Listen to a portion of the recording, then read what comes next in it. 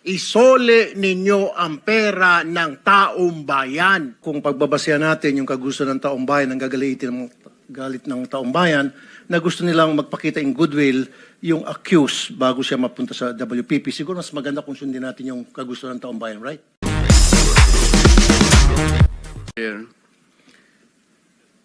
Mr. Secretary, a couple of days ago, in the last hearing when you were here, we somehow settled the issue that restitution is not a requisite for an applicant to the WPP. Is that correct? It's not in the law. But sa akin ko kasi, hindi lang po batas na nag-dictate dito. It's also what is morally right, what is expected of us. Yan po kasi, kahit hindi nilagay sa batas, mga given po yan sa ating lipunan. What do you mean by that, Mr. Secretary? Kasi wala nga sa batas yung ano. Wala nga sa batas. Yung Then, requirements anong ilalagay mo sa batas? for admission to the witness protection. Ang restitution is not part of it. Yes, it is not. Oh, pero hindi ho nangangahulugan na hindi namin pwede i-layout yan depending on the case. Mr. Secretary, I am still in the stage where a particular applicant wishes to apply under that program. And there is a process. In the process, restitution is not one of the requisites. Is that correct? Opo, pero if it's in terms of this case being a financial crime, sir, this is a crime against the Mr. Secretary, financial status of the Filipino people, of the Philippine Republic. I think that it's just right. Mr. that we ask. Secretary, are you amending the provision of the No, law? sir. No, sir. But that is how we run the witness protection program. As a lawyer, Mr. Secretary, may I ask you, in a criminal prosecution, the civil liability is impliedly instituted. Is that correct? Of course. Kaya nga hindi naman nangangahulugan kung sakasakali na natapos na yung criminal prosecution, kapag ka nakita na mayroong criminal liability yung tao, because it is impliedly implied, doon lang magkakaroon ng restitution. It will come after. Paano mo sasabihin na magre-restitute ang isang tao? Meron na bang findings kung magkano i-restitute on how it can be restituted? Nag-a-apply pa lang eh. Huwag po ninyong babaguhin ang requisite ng batas, Mr. Secretary. I thought nung dumating ka dito, nagkaintindihan na tayo eh. Kaya nabablar ang proceedings natin eh. Kaya nga kinote ni, siguro, ang chairman kanina gusto kong ituloy ito, sinabi niya, nagpa-interview siya, na goodwill and sincerity should be done para i-test. Pwede ba yung ganito? I respect your opinion, sir. But It that's is not how, my opinion, it is in the law, Mr. Secretary. Yes, sir. Yes, sir. But I am At operating... the arbiter Sir, is can I the speak, law. sir? May I speak, sir? Yes, you I'm are operating from the Senator from Marcoleta, the kindly allow vantage the point of the resource, reason sir. behind the law, sir. What is the reason behind the law? So that we can get justice, and justice can only be attained if there is restitution. So that is the principle behind all of these things that we are talking about now. Mr. Secretary, restitution will come after. It cannot be. So it can cannot come before or after, sir. It can come before or You after. cite the law that it come before. Wala nga po sa batas eh. Sir, Huwag po ninyong babaguhin ang batas, Mr. Secretary. we are operating on a unique set of facts, and we are all of these matters are being evaluated because the gravity of this financial crime cannot be underestimated, and that the more assets that we're able to preserve at the outset, the better for our country, sir. Mr. Secretary, I'm very sorry for such a reasoning like that. Alam mo, nakikinig I'm very ang sorry, buong sir. bansa. Also, sir, I'm very sorry too if you do not agree with me. But I respect your opinion, sir, and we will carry out our job as we deem fit, as we see. Mr. Chair, I said that the I am country not needs. expressing an opinion here. I am articulating the provision of law. You do not change the provision of law, Mr. Secretary. You may be disbarred from doing this. Then it's your opinion, sir. It's your option, sir. Sinabi ko na nga hindi ko opinion dito. I am articulating Then it's your option, the sir. It provision of law. is what you wish to happen. That you may proceed Ikaw ang with what you nagbibigay wish. ng opinion, nilalagay mo yung restitution to test the goodwill of a possible applicant. It is not in the law. Unless you are able to point out the provision of law that it come before. Hindi ganun eh. Sabi mo na nga, and we admitted, impliedly instituted ang civil liability, but this will come eventually after the court has pronounced kung magkano ang ibabalik niya kung meron man, not before. Thank you, Mr. Chair. Are you done, Senator Marcoleta? Okay. So next in line is Senator Padilla. Please limit your question kay Secretary Remulla. Apo, gusto ko lamang pong sabihin kay Secretary, pangalagaan na lang po si Engineer Henry Alcantara. Yun lang po. Opo, salamat po. Thank you. Senator De La Rosa. Thank you, Mr. Chair. Point of clarification lang ito sa akin, Mr. Chair, dahil ito mga diskayas, para mukhang nagbigay na ito ng affidavit in the previous hearings. Gusto natin na may resulta kaagad ito investigation natin.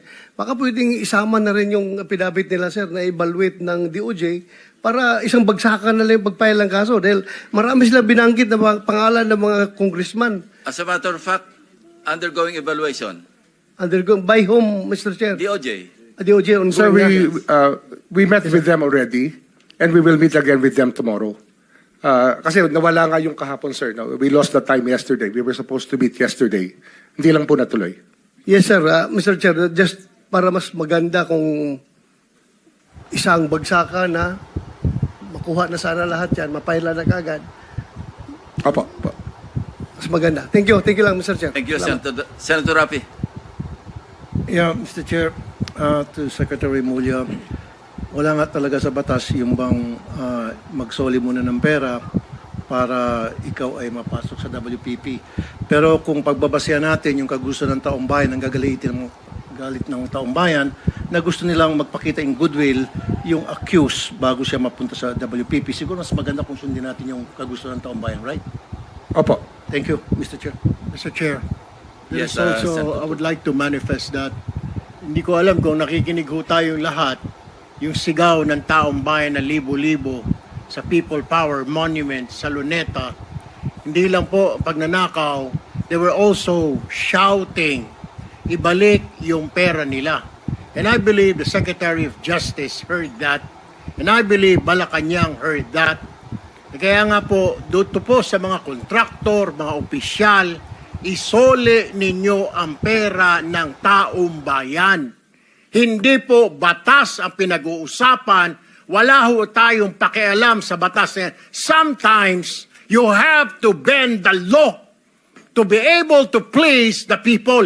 Mas mataas po ang taong bayan sa batas. Am I right, Secretary Remulla? Yes, sir. Mr. Chairman, Thank you, Mr. Chair. Second round, Senator Pangilinan. just to lower the decibels and the stress that comes with high emotions. Si Ginoong Secretary Remulla, si Ginoong Hernandez halimbawa, sinurrender na sa ICI no? Yung ilang vehicles at sinasabi niyang willing pa siyang mag-surrender ng Lamborghini. I mean, that's his voluntary act. If Engineer Alcantara will do the same voluntarily as a sign of goodwill, there is no law that prevents him from doing that. So Opo. therefore, we this restitution issue, while it is the law, does not prevent the government from being broader, mas malawak ang kanyang pag-implementa ng mga programa at mga batas, lalo na pag voluntary ang pagbigay ng mga malalaking, yung mga mamahaling sasakyan, voluntaring ilabas itong isurrender ang mga pondo, etc. Hindi po ba? Opo. Sa karanasan ko kasi, pag inintay po natin yung court judgment na maging final para isurrender po ang lahat, baka puti na mga mata natin, wala pa hong nangyayari. Kaya habang maaga po, we try to get as much para maibalik na po sa taong bayan yung dapat hong ibalik. In fact, yung pagbabalik is a sign of cooperation, which the courts will eventually consider when it sentences or if it provides the exemption and the immunity. Hindi po ba? Opo. So that should guide itong ating mga testigong nais mag-apply sa Witness Protection Program. Kapag kayo ay nagko-cooperate, ito ay magiging senyales sa ating korte na maaring grant ang exclusion and exemption and immunity. At the same time, kung may sentensya, pati iyon, mapapababa pa among others. For the record, Mr. President. Tama po. Thank you. Yes, Senator JV. Just last point before the Secretary brings Engineer Alcantara. Anyway, nagkatama yung haka-haka natin that Engineer Alcantara might just be the missing link to the higher officials that the people have been longing for. No? Nabanggit niya si Yusek Bernardo, Saldico, and some other legislators. So I'm hoping that, Mr. Chair, that he will be back so that we can pursue further. And ang sabi ko lang kay Secretary Remulla, I hope that you can evaluate further kasi mukhang very vital and very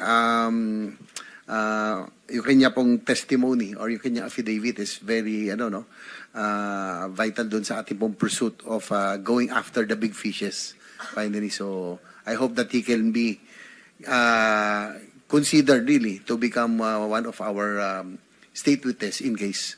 Thank you, Mr. Chair. Tama.